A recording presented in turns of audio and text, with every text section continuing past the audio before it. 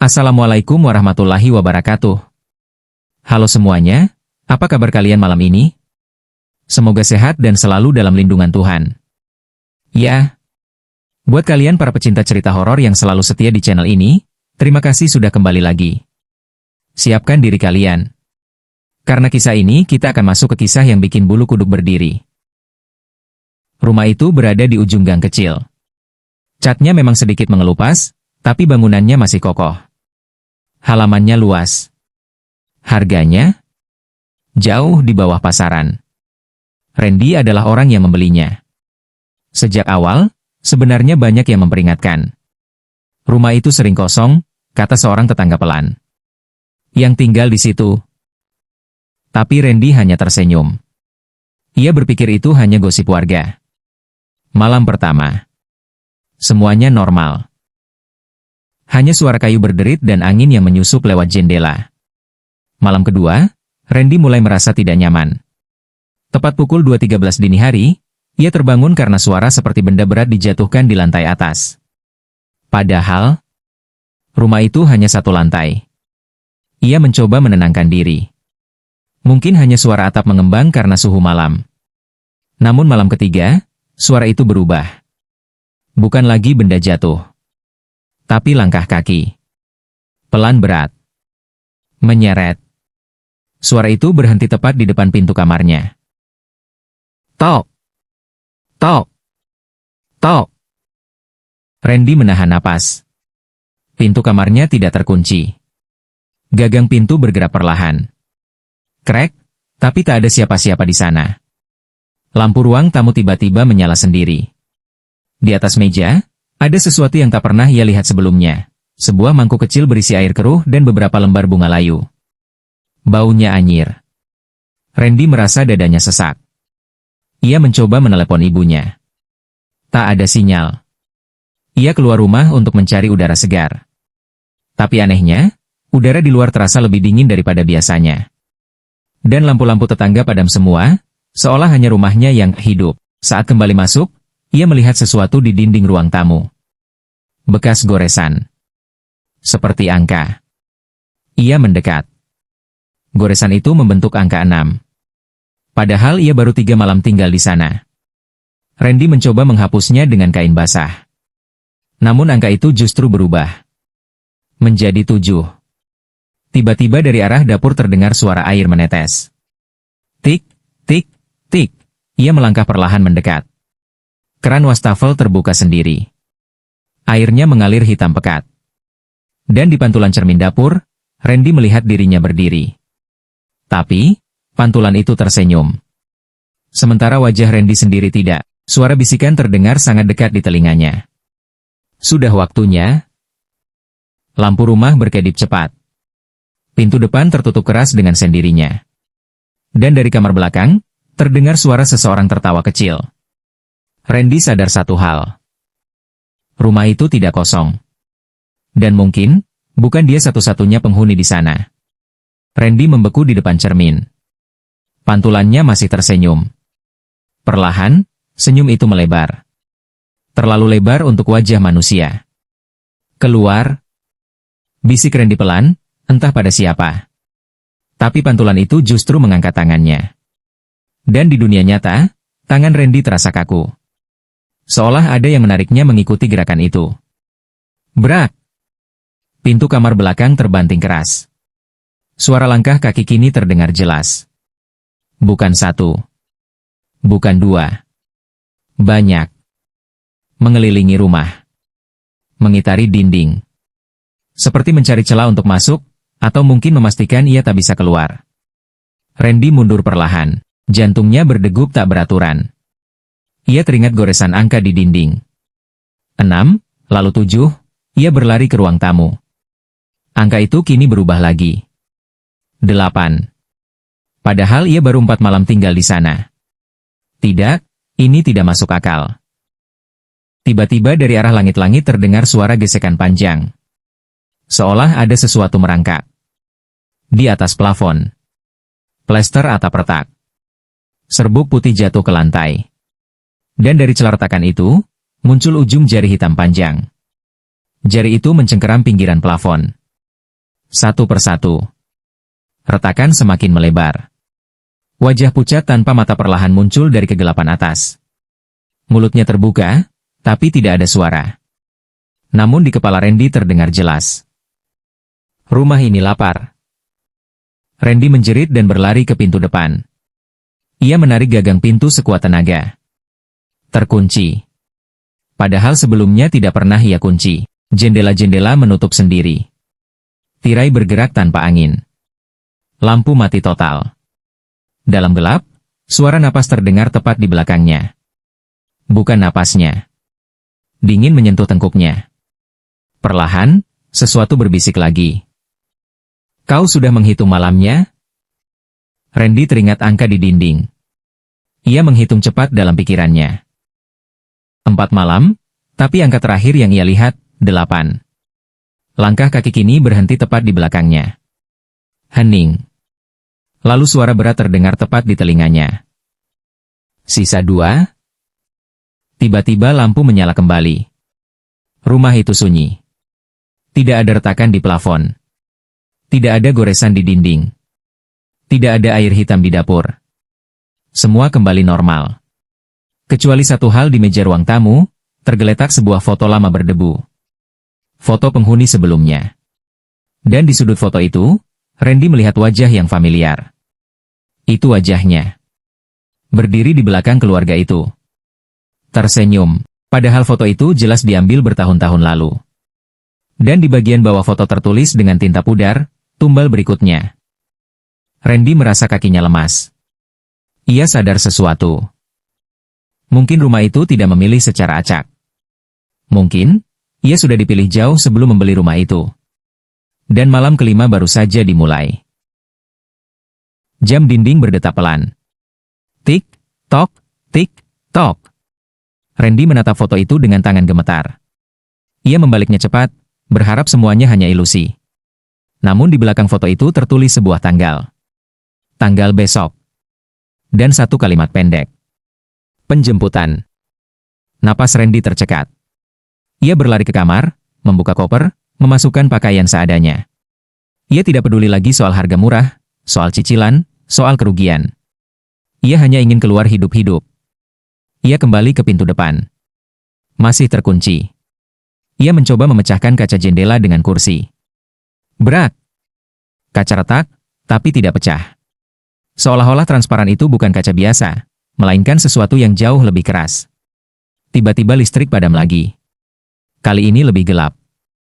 Lebih pekat. Dan suara itu kembali. Langkah kaki, menyeret, mendekat dari lorong. Randy mundur perlahan. Di ujung lorong, samar-samar terlihat sosok tinggi berdiri membelakanginya. Rambutnya panjang menjuntai. Tubuhnya kurus tidak wajar. Kulitnya pucat keabu-abuan. Sosok itu tidak berjalan. Ia bergeser. Pelan. Tanpa suara langkah. Randy gemetar. Siapa kamu? Sosok itu berhenti. Kepalanya berputar perlahan. 180 derajat, tanpa menggerakkan tubuhnya. Wajahnya kosong. Tidak ada mata. Hanya cekungan hitam.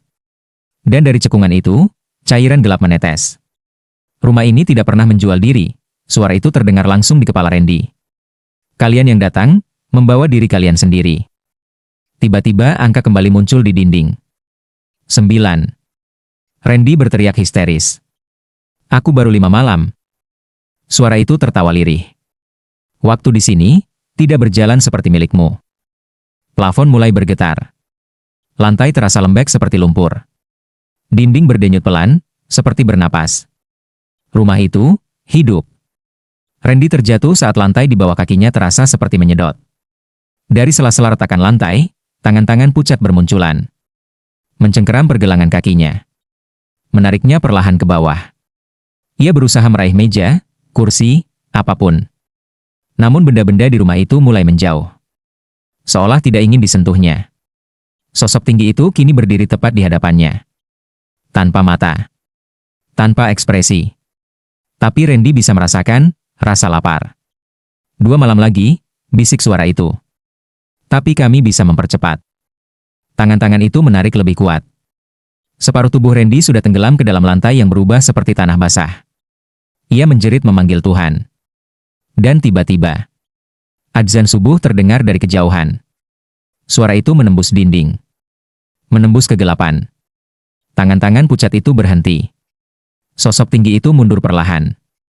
Dinding berhenti berdenyut. Lantai kembali keras. Dalam sekejap, Randy terhempas kembali ke ruang tamu.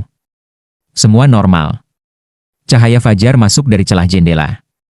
Ia terbaring lemas. Namun di pergelangan kakinya, terlihat bekas cengkeraman hitam. Jam menunjukkan pukul 5.02 pagi. Randy sadar satu hal. Ia masih hidup. Tapi rumah itu belum selesai. Dan malam ke-6, hanya tinggal beberapa jam lagi. Malam ke-6 datang lebih cepat dari yang Randy bayangkan. Langit maghrib terlihat merah pekat, seperti dilumuri darah tipis di cakrawala. Udara di dalam rumah terasa lebih berat. Setiap tarikan napas seperti menghirup debu dingin yang tak terlihat. Jam menunjukkan pukul 21.47. Belum pukul 2.13. Tapi rumah itu sudah mulai bangun. Dinding ruang tamu kembali berdenyut. Kali ini lebih jelas. Seperti ada sesuatu besar bergerak di balik tembok, menggesek perlahan dari satu sisi ke sisi lain. Krek, krek, krek. Randy berdiri di tengah ruangan dengan Al-Quran di tangannya. Suaranya bergetar saat membaca ayat demi ayat. Awalnya rumah itu hening. Lalu terdengar suara tangisan. Pelan. Dari dalam lemari. Tangisan anak kecil. Randy menoleh perlahan. Lemari itu yang semalam terbuka sendiri. Tangisan itu berubah menjadi tawa. Tawa kecil, lalu semakin banyak. Seperti puluhan anak tertawa bersamaan. Tiba-tiba pintu lemari terbuka perlahan. Di dalamnya, bukan pakaian. Melainkan lorong panjang gelap tak berujung. Dan di dalam lorong itu, berdiri sosok-sosok tinggi tanpa wajah. Berjejer. Menghadap ke arahnya. Serempak. Kepala mereka miring 45 derajat. Lalu 90 derajat. Hingga terdengar suara tulang patah. Kerak. Salah satu dari mereka melangkah keluar. Bukan berjalan. Tapi merangkak terbalik di langit-langit. Cepat. Tak wajar. Randy mundur, tersandung kursi. Lampu berkedip liar. Di dinding muncul angka baru. 10. Tidak, tidak, ini belum 7 malam, teriaknya. Suara berat menggema dari seluruh penjuru rumah. Waktu kami, memakan waktumu. Tiba-tiba suhu ruangan turun drastis. Napas Randy terlihat seperti asap. Dari balik dapur, muncul sosok perempuan berambut panjang menutupi wajah. Tubuhnya menggantung beberapa sentimeter di atas lantai. Kakinya tidak menyentuh tanah. Perlahan rambutnya terbelah. Memperlihatkan wajah yang bukan wajah. Kulitnya terkelupas. Rahangnya terbuka sampai dada. Dan dari dalam rongga mulutnya, terdengar suara banyak orang berbicara bersamaan. Kami dulu juga berpikir bisa keluar. Tiba-tiba seluruh pintu rumah terbuka sendiri. Angin kencang masuk. Namun di luar, bukan gang kecil yang biasa. Melainkan tanah kosong luas penuh kabut. Dan di kejauhan, terlihat banyak rumah yang sama persis. Berjejer. Seperti jebakan tak berujung. Randy menjerit. Ia sadar. Rumah itu bukan satu. Itu hanya satu dari banyak. Sosok tinggi tanpa mata kini muncul lagi tepat di depannya. Kali ini jaraknya sangat dekat. Bau busuk seperti bangkai menusuk hidung. Tangannya terulur perlahan. Jari-jarinya terlalu panjang. Ujungnya tajam seperti cakar. Sekarang, giliranmu. Lantai kembali mencair. Namun kali ini bukan hanya tangan yang muncul. Wajah-wajah pucat bermunculan dari lantai. Berteriak. Menangis. Memohon tolong. Beberapa wajah itu, ia kenali. Wajah penghuni lama di foto. Dan di antara mereka, ada wajah dirinya sendiri. Matanya kosong. Mulutnya tersenyum. Tubuh Randy mulai tenggelam lagi. Lebih cepat. Lebih dalam. Dada hingga leher. Ia tak bisa bergerak. Tak bisa bernapas. Sosok tanpa mata itu mendekat. Hampir menyentuh wajahnya. Dan dalam kegelapan yang menelan pandangannya, Randy mendengar satu kalimat terakhir. Rumah ini tidak meminta tumbal, rumah ini memilih pemilik baru. Lalu semuanya gelap. Namun, jam dinding masih berdetak. Dan angka di tembok perlahan berubah lagi. 11. Gelap. Sunyi. Randy merasa tubuhnya seperti jatuh tanpa dasar. Tidak ada lantai. Tidak ada dinding. Tidak ada suara selain detak jantungnya sendiri. Lalu samar-samar terdengar sesuatu. Bukan tawa. Bukan bisikan. Tapi lantunan ayat suci. Suara itu bukan dari luar. Bukan dari rumah. Melainkan dari dalam dirinya sendiri. Ingatan tentang ibunya yang selalu berpesan. Jangan pernah tinggalkan sholatmu. Jangan pernah jauh dari Tuhanmu, karena saat manusia tak bisa menolong, hanya Dia tempat kembali. Dalam kegelapan itu, Randy menangis. Untuk pertama kalinya sejak pindah, ia benar-benar berserah. Ya Allah, jika Engkau masih memberiku kesempatan, ampuni aku, selamatkan aku. Tiba-tiba cahaya kecil muncul di kejauhan. Cahaya itu bukan terang yang menyilaukan, tapi hangat. Tenang. Semakin ia menyebut nama Tuhan, semakin cahaya itu mendekat. Wajah-wajah pucat yang tadi menjerit mulai memudar. Tangan-tangan yang mencengkeram tubuhnya melemah. Sosok tanpa mata itu mundur perlahan. Untuk pertama kalinya, makhluk itu terlihat takut. Suara beratnya terdengar terdistorsi. Dia memanggilnya. Cahaya itu menyelimuti Randy sepenuhnya. Dalam satu tarikan napas panjang. Brak! Randy terbangun di ruang tamu. Azan subuh kembali terdengar.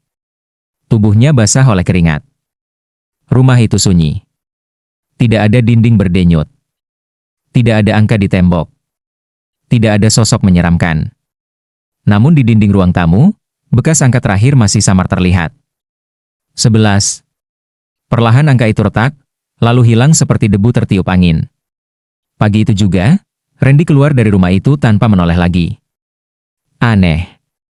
Kini pintu mudah dibuka. Mobilnya menyala normal. Seolah rumah itu melepaskannya. Beberapa minggu kemudian, terdengar kabar rumah itu terjual lagi. Harga masih murah. Masih menggiurkan. Dan papan, dijual cepat, kembali berdiri di depan pagar. Namun Randy mengerti satu hal. Bukan rumah itu yang kuat. Bukan pula makhluk di dalamnya yang paling berkuasa. Tidak ada kekuatan yang melebihi kekuasaan Tuhan. Kadang musibah datang bukan untuk menghancurkan, tapi untuk mengingatkan bahwa manusia sering tergiur dunia. Sering lalai. Sering merasa mampu sendiri.